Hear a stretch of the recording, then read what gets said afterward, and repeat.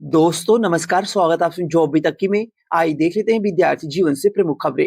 UP triple S अधीन सेवा चयन आयोग से आने वाले भर्ती विज्ञापन हो, परीक्षाओं की जानकारी हो या आयोग से आने वाली कोई नई नोटिस हो, आप लोगों को सबसे पहले सटीक जानकारी इस चैनल के माध्यम से अभी तक देखने को मिली है और आगामी भी देखने को मिलती रहेगी। दोस्तों आज हम बात करने वाले हैं यूपी सीनेट की बेस्ट बुक के बारे में, जो कि चक्षु प्रकाशन की है। इस स्टडी गाइड में आप लोगों को नर्सिंग योग्यता, भौतिक विज्ञान, रसायन विज्ञान, जीव विज्ञान, समान विज्ञान के टोटल 120 प्रश्नों की संग्रह देखने को मिलेगा, जो 2 साल पेपर मिलेंगे। इसके साथ साथ में व्याख्यात्मक हल सहित और 2500 प्लस बहुविकल्पी प्रश्न देखने को मिलेंगे। 100% गारंटेड इस बुक को सिलेबस के अकॉर्डिंग तैयार किया गया है। यहाँ पे आप सभी देख रहे होंगे यूपी सीनेट की बेस्ट बुक, जो सिलेबस के अकॉर्डिंग तैयार किया गया है। इस बुक को परचेज करने के लिए डिस्क्रिप्शन बॉक्स में लिंक मिल जाएगा, वहां जाके आप इस बुक को परचेज कर सकते हैं ताकि आपकी होने वाली परीक्षाओं में सफलता सुनिश्चित हो सके।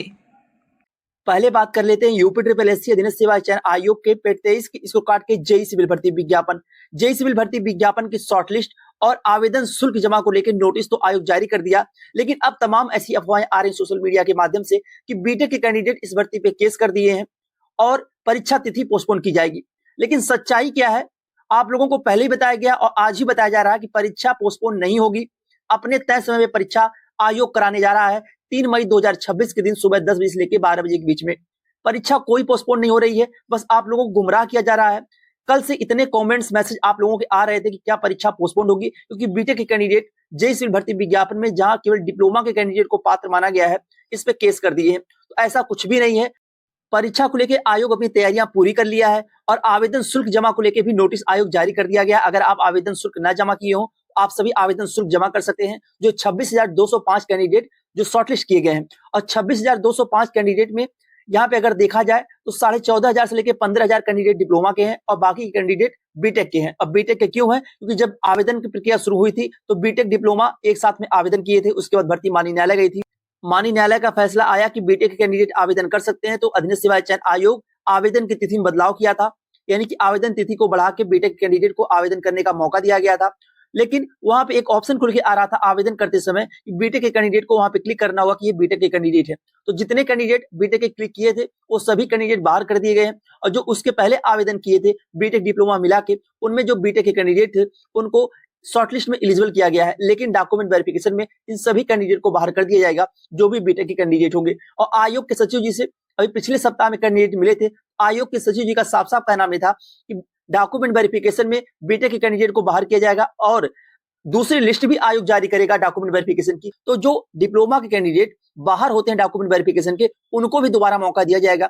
जेई सिविल भर्ती विज्ञापन में पद खाली नहीं जाएंगे। ऐसा नहीं होगा कि बीटेक के कैंडिडेट डॉक्यूमेंट वेरिफिकेशन तक पहुंचते हैं उसके बाद इनको बाहर होने के बाद पद खाली जाएंगे, तो ऐसा नहीं होगा। आयोग सेकंड लिस्ट भी जारी करेगा डॉक्यूमेंट वेरिफिकेशन की और केवल डिप्लोमा के कैंडिडेट ही पात्र होंगे। परीक्षा अपने तय समय पे हो रही है। आयोग परीक्षा को लेकर अपनी तैयारियां पूरी कर लिया है। थोड़ी समस्या आप लोगों को आ सकती है एग्जाम सेंटर को लेकर, क्योंकि उसी बीच में अधीन सेवा चयन आयोग की परीक्षाएं और लोक सेवा आयोग की परीक्षाएं टकराई हैं, तो आपको थोड़ा एग्जाम सेंटर आपको दूर देखने को मिल सकता है। जेई सिविल नए भर्ती विज्ञापन को लेकर भी आप लोगों को जानकारी दी गई है कि 2500 प्लस पदों का अध्याचन अधीन सेवा चयन आयोग को मिल चुका है। जेई सिविल भर्ती विज्ञापन का यह विज्ञापन पेज 25 की इस कार्ड से देखने को मिलेगा। यह पहले बताया गया आप लोगों को और आज भी बताया जा रहा है कि जेई सिविल भर्ती विज्ञापन पेज 25 की इस कार्ड से तकरीबन 2500 प्लस पदों का अध्याचन आयोग को मिला हुआ है। इतने पदों देखने को मिलेगा, लेकिन विज्ञापन जारी होने में अभी समय लगेगा। जब तक ये परीक्षा हो नहीं जाती जेई सिविल की मई माह में, उसके बाद यानी आप मान चलिए कि जून और जुलाई माह तक आप लोगों को जेई सिविल का नया भर्ती विज्ञापन देखने को मिलेगा पेज 25 के इस कार्ड से।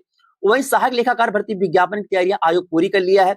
कभी भी आप लोगों को सहायक लेखाकार का विज्ञापन अधीन सेवा चयन आयोग से पेज 25 के इस कार्ड से देखने को मिल जाएगा।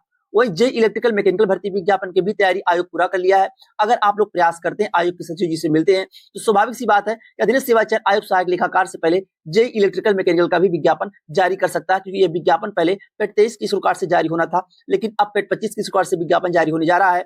आप लोग थोड़ा प्रयास करेंगे तो सहायक लेखाकार से पहले आप लोगों को जेई इलेक्ट्रिकल मैकेनिकल का विज्ञापन देखने को मिलेगा। वही मुख्य सेविका भर्ती विज्ञापन को लेकर आप लोग तमाम कमेंट्स में से आ रहे थे। आपको पहले बताया गया कि अभी अधीन सेवा चयन आयोग को अध्याचन नहीं मिला है। तकरीबन 2700 पदों की संख्या खाली है मुख्य सेविका की। अभी ये अध्याचन अधीन सेवा चयन आयोग को भेजा जाएगा, उसके बाद ही पेज 25 की सरकार से विज्ञापन देखने को मिलेगा। अभी निदेशालय में ही अध्याचन है। अब निदेशालय से आयोग जाने में निदेशालय से आयोग को अध्याचन मिलता है मुख्य सेविका का, आप लोगों को इस चैनल के माध्यम से जानकारी दे दी जाएगी। लेकिन ये क्लियर मान के चलिए कि पेज 25 के इस प्रकार से मुख्य सेविका का विज्ञापन देखने को आप लोगों को मिलेगा। तकरीबन 2700 के आसपास पदों की संख्या है। वहीं अधीन सेवा चयन आयोग के पेट 26 नोटिफिकेशन को लेकर आप लोगों को मार्च माह में ही जानकारी इस चैनल के माध्यम से दे दी गई थी और बताया गया था कि जून माह में आप लोगों को पेट 26 का नोटिफिकेशन देखने को मिलेगा। और तमाम सोशल मीडिया के माध्यम से, टेलीग्राम चैनल के माध्यम से ऐसी अफवाहें आ रही थी कि अब 3 वर्ष तक आपको पेट का नोटिफिकेशन देखने को नहीं मिलेगा। लेकिन आप लोगों को बताया गया था कि पेट की वैधता को 3 साल बढ़ा दिया गया है। लेकिन ऐसा नहीं कि पेट का नोटिफिकेशन नहीं जारी होगा। पेट का नोटिफिकेशन आप लोगों को जून माह में जारी होने जा रहा है। ये नोटिस भी जारी कर दी गई है। आज सभी न्यूज़पेपर में आज देखेंगे जून में जारी होगा प्रारंभिक अर्हता परीक्षा 2026 की अधिसूचना और नोटिफिकेशन आप लोगों को जून के अंत तक देखने को मिलेगा पेट 26 का। और परीक्षा आप लोगों की अगस्त माह के आसपास देखने को मिलेगी। उसके बाद पेट 26 के स्कोर से भी आप लोगों को कुछ बड़ी भर्तियां अधीनस्थ सेवा चयन आयोग से देखने को मिलेंगी। वही अधीनस्थ सेवा चयन आयोग से आने वाले परीक्षा परिणाम जो आप लोगों को 1 से 2 दिनों में देखने को मिल सकते हैं। एक्सरे का हो गया आपका रिजल्ट, और भी 1-2 रिजल्ट हैं जिसकी तैयारियां आयोग पूरा कर लिया है। ये भी रिजल्ट आप लोगों को आने वाले 1 सप्ताह के अंदर देखने को मिल जाएंगे। वहीं अधीनस्थ सेवा चयन आयोग के जूनियर असिस्टेंट डॉक्यूमेंट वेरिफिकेशन की नोटिस 15 अप्रैल के आसपास देखने को मिल जाएगी। जूनियर असिस्टेंट 5512 पदों के डॉक्यूमेंट वेरिफिकेशन की नोटिस। वहीं जेई इलेक्ट्रिकल और मैकेनिकल भर्ती विज्ञापन की जानकारी आपको दे दी गई है। आप लोग प्रयास करते रहिए। अगर आप आयोग के सचिव से मिलते रहे आपको नोटिफिकेशन बहुत जल्द देखने को मिलेगा। यानी कि अप्रैल माह में जो आयोग की मंशा है विज्ञापन जारी करने की, वह सहायक लेखाकार, जेई इलेक्ट्रिकल, मैकेनिकल, यही 2 विज्ञापन पे विशेष फोकस आयोग कर रहा है। आप लोग अगर प्रयास करेंगे तो विज्ञापन जल्द जारी किया जाएगा। वहीं इलाहाबाद हाई कोर्ट से समीक्षा अधिकारी, सहायक समीक्षा अधिकारी यानी आरओ एआरओ भर्ती विज्ञापन को लेकर भी आप लोगों को जानकारी दी गई थी। अप्रैल माह में आप लोगों को विज्ञापन देखने को मिल जाएगा।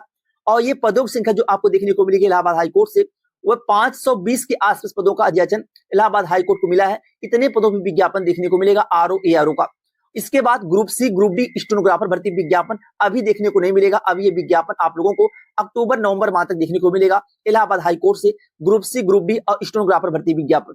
और आप लोगों को ज्ञात हो कि इलाहाबाद हाई कोर्ट के आरओ एआरओ भर्ती विज्ञापन और लोक सेवा आयोग के आरओ एआरओ विज्ञापन में काफी कुछ बदलाव देखने को मिलता है। इलाहाबाद हाई कोर्ट के आरओ एआरओ में केवल एक परीक्षा होती है, उसके 10 मिनट बाद आपकी टाइपिंग कराई जाती है। आरओ की भी एआरओ की भी इंग्लिश टाइपिंग होती है। और लोक सेवा आयोग के आरओ एआरओ में प्री परीक्षा और मुख्य परीक्षा के बाद टाइपिंग होती है। इसलिए जो कैंडिडेट इलाहाबाद हाई कोर्ट की प्रिपरेशन कर रहे हैं वो ये मान के चलें कि आपकी परीक्षा आयोग आवेदन प्रक्रिया पूरी होने के 2 माह के अंदर अंदर परीक्षा करा लेगा और उसी दिन 10 मिनट के बाद आपकी टाइपिंग करा लेगा। इलाहाबाद हाई कोर्ट नोटिफिकेशन जारी होने के 6 माह के अंदर अंदर आवेदन की प्रक्रिया पूरी कर लेता है और परीक्षा भी करा लेगा और आपका फाइनल परिणाम भी जारी कर देगा। इसलिए आपके पास अभी भी 6 माह का समय है। इसी में आपको आवेदन करना है और उसके बाद परीक्षा और आपका परिणाम, यानी सब कुछ आपको 6 माह के अंदर अंदर फाइनल देखने को मिल जाएगा। इलाहाबाद हाई कोर्ट के भर्ती विज्ञापन में योग्यता ग्रेजुएशन मांगी जाती है। इसके साथ साथ में CCC हो या उसके इक्विवेलेंट कोई डिग्री डिप्लोमा आपके पास हो तो आप सभी आवेदन कर सकते हैं। बाकी इलाहाबाद हाई कोर्ट के आरओ एआरओ भर्ती विज्ञापन में सिलेबस क्या होता है, इसके पहले कट ऑफ क्या थी, टाइपिंग कैसे कराई जाती है, इसकी डिटेल जानकारी आप लोगों को 1 से 2 दिनों में इस चैनल के माध्यम से दे दी जाएगी। आज के लिए बस इतना ही। बहुत बहुत धन्यवाद। जय हिंद।